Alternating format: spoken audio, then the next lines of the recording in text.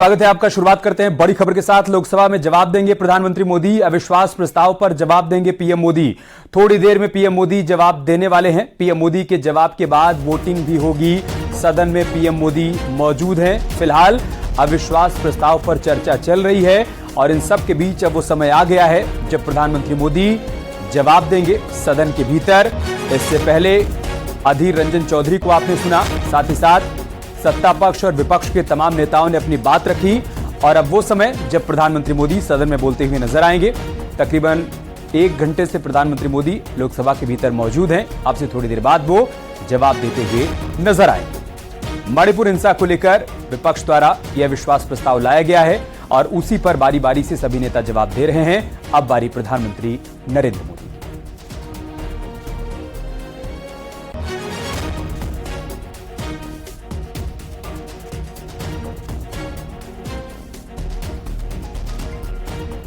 लोकसभा में फिलहाल इस वक्त राज्यवर्धन राठौर बोल रहे हैं। सीधा आपको वहीं पर लेकर चलते हैं। मैं सीधे आता हूं। जो ये बार बार बात करते हैं देश को तोड़ने की, जोड़ने की, इन्होंने। और पार्लियामेंट के बाहर से हमारे सहयोगी अनूप गुप्ता जी इस वक्त हमारे साथ जुड़ चुके हैं। अनूप गुप्ता, वो समय आ गया है जब प्रधानमंत्री मोदी सदन में अपनी बात रखेंगे और हर किसी को इंतजार भी इस बात का है कि विपक्ष की तरफ से जितने भी आरोप लगाए गए हैं, जितने सवाल खड़े किए गए हैं, उनका जवाब पीएम मोदी की तरफ से आएगा। बिल्कुल, देखिए अमित, आपको बता दूं कि 3 दिनों से नो कॉन्फिडेंस मोशन पर लोकसभा में चर्चा हो रही है और आज थोड़ी देर के बाद प्रधानमंत्री नरेंद्र मोदी का जवाब होना है। वाकई सभी को इंतजार है कि प्रधानमंत्री नरेंद्र मोदी जिन जिन मुद्दों पर विपक्ष ने आरोप लगाए हैं उसका किस तरीके से जवाब देते हैं, क्योंकि आपने देखा कि गौरव गोगोई ने इस चर्चा की शुरुआत की और मणिपुर जैसे मसले पर उन्होंने सरकार पर तमाम आरोप लगाए हैं। हालांकि देखिए, विपक्ष के तरफ से मणिपुर के अलावा कई ऐसे मसले भी उठाए हैं विपक्ष ने, जिस पर सरकार को कटघरे में खड़ा किया गया है। कल जिस तरीके से गृह मंत्री अमित शाह ने एक एक सवालों का जवाब दिया है, जिस तरीके से न केवल मणिपुर में पूरा एक क्रोनोलॉजी गृह मंत्री अमित शाह ने बताया है, वाकई वो कह सकते हैं कि जो विपक्ष ने सारे आरोप लगाए थे उसका जवाब गृह मंत्री अमित शाह की तरफ से दे दी गई है। लेकिन प्रधानमंत्री नरेंद्र मोदी का जवाब का सभी को इंतजार रहेगा। प्रधानमंत्री नरेंद्र मोदी किस तरीके से चीजों को रखते हैं। जाहिर सी बात है कि जो सूत्र बता रहे हैं कि न केवल प्रधानमंत्री नरेंद्र मोदी विपक्षी पार्टियों के नेताओं का जवाब देंगे, बल्कि 2024 के बाद किस तरीके से बीजेपी सरकार की नीति रहने वाली है उस पर भी आज सदन में खुलकर बोलने वाले हैं। यानी कि आज से ही ये तय कर देंगे कि 2024 के बाद बीजेपी की सरकार कैसी रहने वाली है। सही बात है और हर कोई सुनना भी यही चाहता है, क्योंकि देखिए एक बात तो हर किसी को पता है कि सरकार के पास पूर्ण बहुमत है। अगर संख्या बल की बात आएगी तो सरकार कहीं से वोटिंग में चूकने वाली है नहीं। तो ऐसे में हर कोई यही देखना और सुनना चाहता है कि प्रधानमंत्री मोदी विपक्ष के आरोपों का किस तरीके से जवाब देते हैं। और साथ ही साथ जैसा कि हमने देखा था अनूप जी कि 2018 में जब इसी तरीके से विश्वास प्रस्ताव लाया गया था 2019 लोकसभा चुनाव से पहले, तो सरकार को एक मौका भी मिला था कि सदन के भीतर सरकार की उपलब्धियों का जिक्र कर जनता तक वो संदेश दिया जा सके। वही मौका एक बार फिर से सरकार के पास। बिल्कुल, देखिए 2018 में भी सरकार के पास ये मौका था, क्योंकि 2019 में लोकसभा चुनाव थे। ठीक उसी तरह का मौका विपक्ष ने एक बार फिर से सत्ता पक्ष को थमा दिया है। न केवल वो अपनी मुद्दों को सदन में रखने का मौका है इनके पास, बल्कि किस तरह का शक्ति है, किस तरह का पावर है सत्ता पक्ष के पास। क्योंकि देखिए जो आंकड़ों के मुताबिक सत्ता पक्ष के पास मतों के हिसाब से 370 से ज्यादा वोट आने की संभावना है। यानी कहीं ना कहीं सत्ता पक्ष ये दिखाने की कोशिश करेगी कि एक तरफ जहां पिछले दिनों जिस तरीके से दिल्ली बिल को लेकर के राज्यसभा में सत्ता पक्ष की जीत हुई है, जिसको प्रधानमंत्री नरेंद्र मोदी ने सेमीफाइनल का दर्जा दिया था, उसी तरह आज एक बड़ा पावर दिखाने का मौका सत्ता पक्ष के पास होगा और ये कहीं ना कहीं रेप्लिकेट करेगा आगे आने वाले दिनों में लोकसभा में कि भले ही विपक्षी पार्टियों ने एक इंडिया गठबंधन बना लिया है, लेकिन उसकी ताकत बहुत छोटी है। आप ही सोचिए, अगर 370 का आंकड़ा अगर सत्ता पक्ष के पास होता है और फिर विपक्ष के पास बहुत कम वोट पड़ते हैं, तो जाहिर सी बात है इससे कहीं ना कहीं विपक्षी खेमों में निराशा जरूर सामने देखने को मिलेगी। मुद्दे तो हैं ही है, मुद्दे तो अपने अपने तरीके से सत्ता पक्ष और विपक्ष के सांसद जरूर उठा रहे हैं, लेकिन ये चुनाव से ठीक पहले विपक्ष ने एक मौका, शक्ति प्रदर्शन करने का जरूर मौका सत्ता पक्ष को दे दिया है। सही बात है।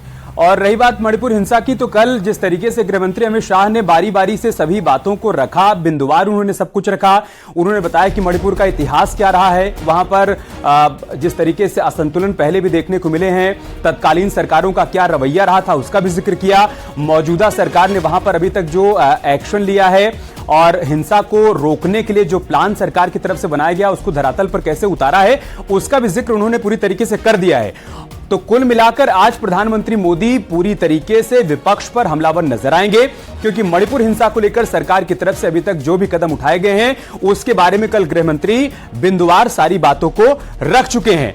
और एक झलक भी अनूप जी हमने कल देखी थी, जिस तरीके से अमित शाह की तरफ से बार बार ये कहा जा रहा था कि देखिए हमारे पास विश्वास है, जनता का भी विश्वास हमारे ऊपर है, बस सिर्फ और सिर्फ अविश्वास अगर किसी के भीतर है तो आपके भीतर है। बिल्कुल, देखिए गृह मंत्री अमित शाह ने लोकसभा में 2 घंटे से ज्यादा उनका वक्तव्य रहा। उन्होंने सिलसिलेवार तरीके से विपक्ष ने जितने आरोप मणिपुर को लगाया, और ये कह सकते हैं कि जितने आरोप उन्होंने नहीं लगाए, उन सभी का जवाब जो है वो अमित शाह ने सिलसिलेवार तरीके से दिया। उन्होंने क्रोनोलॉजी के तहत उन्होंने बताया कि किस तरीके से शुरुआत में जितने लोग मरे थे उससे कितनी संख्या कम होती जा रही है, किस तरह से लॉ एंड ऑर्डर का जो सिचुएशन है वो किस तरह से ठीक होता जा रहा है। तमाम जो मुख्यमंत्री पर आरोप लगाए जा रहे थे विपक्ष की तरफ से, उन पर उन्होंने जवाब दिया कि जो वहाँ के सीएम है वो पूरी तरह से कोऑपरेट कर रहे हैं। तो तमाम जो विपक्षी पार्टियों के नेताओं की तरफ से आरोप लगाए गए थे, खासतौर से मणिपुर को लेकर के, उनका जवाब गृह मंत्री अमित शाह ने बखूबी रखा है। दूसरी तरफ एक सबसे बड़ी बात बता दूं कि एक प्रस्ताव भी सत्ता पक्ष की तरफ से रखा गया था जो पारित हुआ है, जिसमें अपील की गई थी कि जो दोनों समुदाय हैं वो आपस में बैठ करके समझौता करें और एक शांति बहाली हो, जिसमें देखिए विपक्ष की तरफ से भी सहयोग सत्ता पक्ष को मिला है। तो कुल मिलाकर के जिस बात की शुरुआत की गई थी उसका जवाब तो गृह मंत्री अमित शाह ने बहुत सिलसिलेवार तरीके से दे दिया है। आज जरूर इंतजार होगा कि प्रधानमंत्री नरेंद्र मोदी न केवल मणिपुर में क्या अपनी बातों को रखते हैं, विपक्ष ने जिन जिन मुद्दों को उठाए हैं उस पर वो किस तरह से काउंटर करते हैं, और उसके बाद सरकार की उपलब्धियों के अलावा 2024 के बाद का भारत किस तरीके का रहने वाला है, किस तरीके से प्रधानमंत्री की सोच है आगे आने वाले दिनों के लिए, ये सारी बातों का उल्लेख प्रधानमंत्री नरेंद्र मोदी जब अब रिप्लाई करेंगे इस सदन में तो ये सारी बातों को रखेंगे। अनूप जी, कल हमने देखा था कि राहुल गांधी ने अपनी बात रखी सदन के भीतर, और उसके बाद जब स्मृति ईरानी उधर से बोलने के लिए खड़ी हुई तो राहुल गांधी सदन से चले गए, बाहर चले गए। अभी उनको लेकर क्या अपडेट, क्या जानकारी है कि आज वो सदन के भीतर मौजूद हैं जब प्रधानमंत्री मोदी को बोलना है तब? देखिए अभी तो मौजूद नहीं थे, और आपको सबसे आश्चर्य की बात बता दूं कि जब ज्योतिरादित्य सिंधिया जब बोलना उन्होंने शुरू किया और जब विपक्ष पर आरोप लगाने शुरू किए तो विपक्ष के कई सांसदों ने बाइकआउट कर दिया, वो बाहर वॉकआउट कर दिया, वो बाहर निकल गए। हालांकि आपको बता दो कि शायद विपक्ष को ये बाद में समझ में आया होगा कि चूंकि प्रधानमंत्री नरेंद्र मोदी को बोलना है, ऐसे में वॉकआउट करना किसी भी तरीके से सही नहीं है। तो ये कह सकते हैं कि कहीं ना कहीं नीतियों का किस तरीके से फ्लोर ऑफ द हाउस क्या नीति रहे विपक्ष की, उसकी कमी तो जरूर देखने को मिल रही है। और जाहिर सी बात है कि राहुल गांधी, अधीर रंजन चौधरी, गौरव गोगोई जो बड़े नेता हैं, इन्होंने तमाम आरोप लगाए हैं। चूंकि प्रधानमंत्री नरेंद्र मोदी सदन में है, और सबसे बड़ी बात बता दूं कि जब आज जो विपक्ष के नेता हैं अधीर रंजन चौधरी, पहले से ये बताया गया था कि जब विपक्ष के नेता सदन में बोलेंगे तो प्रधानमंत्री जो कि सदन के नेता हैं वो सदन में मौजूद रहेंगे। एक संसदीय परंपरा जो लगातार होती आई है उसका आज निर्वहन प्रधानमंत्री नरेंद्र मोदी ने किया है। तो जाहिर सी बात है कि अगर आरोप लगाया गया है तो सारे नेताओं को, जो विपक्षी पार्टी के नेता हैं जो जिन्होंने आरोप लगाए हैं, उनको भी प्रधानमंत्री नरेंद्र मोदी को सुनना चाहिए। और ये देखने वाली बात होगी कि कौन कौन से नेता उस वक्त प्रधानमंत्री नरेंद्र मोदी जब बोलते हैं तो सदन में मौजूद रहते हैं। जी अनूप जी, इस अविश्वास प्रस्ताव के जरिए क्या विपक्ष जो मैसेज देना चाहता था मणिपुर हिंसा को लेकर वो देने में कामयाब रहा क्या? क्योंकि हमने बारी बारी से विपक्ष के जितने नेताओं को सुना, अगर बिहार से कोई नेता खड़ा हुआ बोलने के लिए तो उसने बिहार के मुद्दे को उठा दिया, उत्तर प्रदेश से अगर हम बात करें तो यहां से डिंपल यादव खड़ी हुई तो उन्होंने यूपी के मुद्दे को उठा दिया। इसके अलावा हमने अधीर रंजन चौधरी को सुना, तो किसी के भी संबोधन में या किसी के भी वक्तव्य में पूरी तरीके से मणिपुर सेंटर में नहीं रहा। तो क्या वो मैसेज देने में कामयाब हो पाए क्या?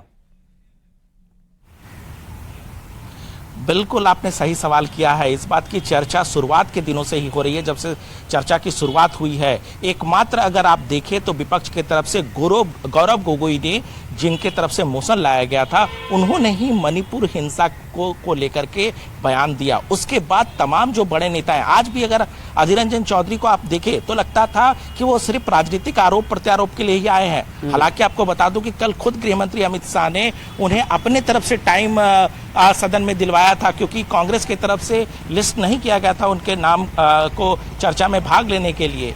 दूसरी तरफ आपने सही कहा कि जिन नेताओं ने भी, जो विपक्षी पार्टी के नेता, चाहे आप असदुद्दीन ओवैसी को सुन लें या सुप्रिया सुले को सुन लें, ऐसा लग रहा था जैसे अपने क्षेत्र के बारे में, अपने क्षेत्र में जो चीजें हो रही है सत्ता पक्ष और विपक्ष को लेकर के, उनकी राजनीति के बारे में उनका जो बयान था उन पर ज्यादा फोकस था, बशर्ते कि मणिपुर। और शुरुआत से ही, जब से मॉनसून सत्र शुरू हो रहा है, लगातार विपक्ष जो है वो सरकार पर इस बात पर दबाव बनाए हुए था कि मणिपुर हिंसा को लेकर के सरकार की तरफ से जो है वो जवाब दिया जाए। अब चूंकि इस मोशन लाया गया, विश्वास प्रस्ताव लाया गया, बहुत अच्छा मौका खासतौर से विपक्ष के पास था, जब सिलसिलेवार तरीके से वो इन मुद्दों को उठा करके सरकार को घेर सकती थी। लेकिन सही बात, सिर्फ अपनी क्षेत्रीय राजनीति को उठाने, क्षेत्रीय राजनीति उनकी तरफ से उठाई गई, ना कि मणिपुर के मुद्दे को ज्यादातर उठाया गया। जाहिर सी बात है, इसके बावजूद भी आपको अभी ध्यान देना होगा कि गृह मंत्री अमित शाह के जवाब को आप देखिए, जिस तरह से मणिपुर हिंसा को लेकर,